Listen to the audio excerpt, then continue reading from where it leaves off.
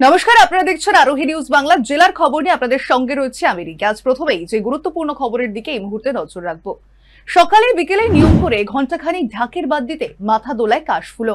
বার্নপুরের দামোদর পাড়ে ধেনুয়া গ্রামের ছবি এমনই। মায়ের পুজোয় বাড়তি উপার্জনের আশায় কোমর বেঁধেছেন তারা, মানে গ্রামের 17 জন মহিলা।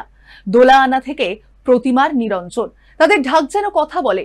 রীনা বাদ্যকর, শোভা বাদ্যকর, শিবানী বাদ্যকর এবং পূর্ণিমা বাদ্যকর ও আরো অনেকে।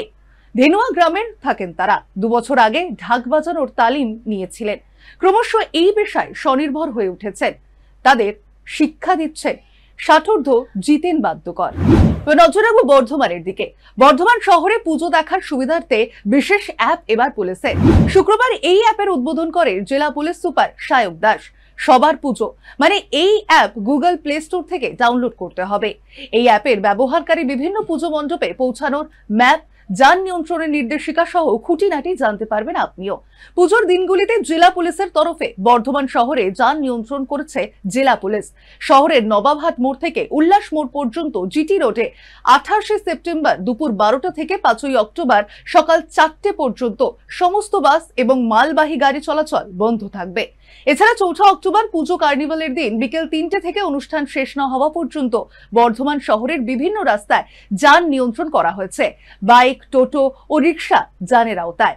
নির্দেশিকায় বলা হয়েছে জিটি রোডের নবাবহাট মোড় থেকে আলিশা বাস স্ট্যান্ড পর্যন্ত NH-19 সড়কের পল্লা মোড়, ডিভিসি মোড়, বেচারহাট মোড় এবং একই সঙ্গে দামোদর কোল্ড স্টোরের সামনে ঝিলিপি বাগান মোড় এবং তেলিপুকুর মোড়, তেলগঞ্জ মোড়, আমজির বাগান, রথতলা মোড়, লাকুরোডি মোড় এবং গোদা মোড়, নবাবহাট NH-2 বি ক্রসিং, ভোতারপাত এবং কালনা রোড সহ একাধিক এলাকায় যান চলাচল সম্পূর্ণভাবে বন্ধ রাখার নির্দেশ দেওয়া হচ্ছে। আসি পরবর্তী খবরে। বাংলার নানা প্রান্তে কালো দুর্গা প্রতিমার পুজো হয়। সেগুলি মূলত পারিবারিক দুর্গাপুজো।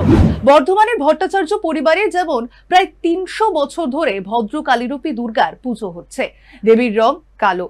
পুজো শুরু হয়েছিল ওপার বাংলায়। প্রচলিত কাহিনী অনুসারে এই পরিবারের পূর্বপুরুষ হরিদেব ভট্টাচার্যকে দেবী দুর্গার স্বপ্নাদেশ দিয়ে ভদ্র কালী রূপে পুজো করতে বলে। সেই থেকে কালো দুর্গার আরাধনা চলছে ভট্টাচার্য বাড়িতে। যদিও কেউ কেউ বলেন প্রতিমা শিল্পী ভুলবশত কালো রং করে ফেলেছিলেন এবং সময় না থাকায় ওই মূর্তি পুজো করা হয়। দেশভাগের পর ভট্টাচার্য পরিবার এপার বাংলায় চলে আসেন। পরিবারের কিছু সদস্য কর্মসূত্রে নানা জায়গায় ছড়িয়ে পড়েন। আসানসোল ও কলকাতায় পুজো শুরু হয়। 7এর দশকে পর্যন্ত আসানসোলে, তারপরে বছর 5 দুর্গাপুরেই পুজো হয় এবং এরপর কলকাতার বেলেঘাটায় পুজো স্থানান্তরিত করা হয়। বর্ধমানের পাশাপাশি বেলেঘাটার রামকৃষ্ণ নস্কর লেনের ভট্টাচার্য বাড়িতেও কালো দুর্গারই পুজো হয়। কালো দুর্গা প্রতিমার ক্ষেত্রে দেবীর বাম দিকে থাকে গণেশ এবং ডান দিকে থাকে কার্তিক।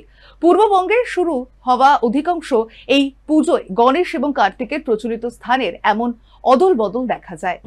আসে পরবর্তী খবরে। দুর্গাপুজোর আগে হোস্টেলের দুস্থ ছাত্রদের মুখে হাসি ফোটাতে এগিয়ে এলো আইহ উচ্চ বিদ্যালয়ের একাদশ এবং দ্বাদশ শ্রেণীর ছাত্রছাত্রীরা। শনিবার সকাল 11:30 নাগাদ স্কুল গেটের সামনে অনুষ্ঠিত হয় এক বিশেষ বস্ত্র বিতরণ অনুষ্ঠান। ছাত্রছাত্রীদের উদ্যোগে গঠিত interact club of silk city মালদার পক্ষ থেকে এই সমাজ সেবামূলক কর্মসূচি আয়োজন করা হয়।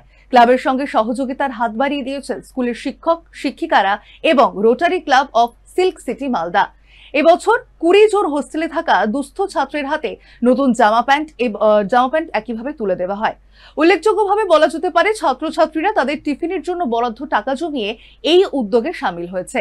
তাদের সঙ্গে ছিলেন স্কুলের 3 জন শিক্ষকও, যারা আর্থিক ও নৈতিকভাবে পাশে দাঁড়িয়েছেন। এই উদ্যোগ শুধু মানবিক বার্তা বহন করে না, সমাজের প্রতি তরুণ প্রজন্মের যে দায়বদ্ধতা, সেই দায়বদ্ধতাকেও একইভাবে তুলে ধরে। বিগত কয়েক বছর ধরে এই ধরনের সমাজসেবামূলক কাজ চলছে স্কুলের একাদশ এবং দ্বাদশ শ্রেণীর ছাত্রছাত্রীরা। উৎসবের এই মরশুমে এই উদ্যোগ যেন সমাজে এক নতুন আশার বার্তা দেয়। ছোট ছোট উদ্যোগেও অনেক বড় পরিবর্তন আনা সম্ভব। এখন এই পর্যন্ত জেলার সমস্ত খবরের আপডেট পেতে অবশ্যই নজর রাখুন আরোহী নিউজ বাংলায়।